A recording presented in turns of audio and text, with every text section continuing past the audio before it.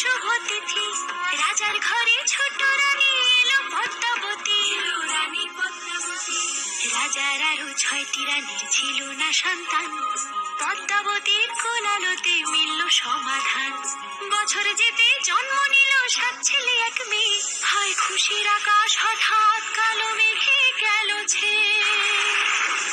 হিংসেতে যায় জ্বলে পুড়ে বাকি 6টি রানী, যুক্তি করে ঘটায় ওরা 7 কুমারের হানি।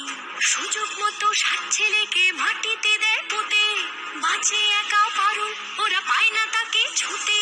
ধাইমা বাজায় সেই মেয়েকে বড় করে তোলে, 7 ভাইকে পায় যে পারুল 7টি চাপা ফুলে। এত কিছুর পরেও রাজার বিপদ যে কাটে না, সূর্য নগরে সুখের সূর্য আর ওঠে না।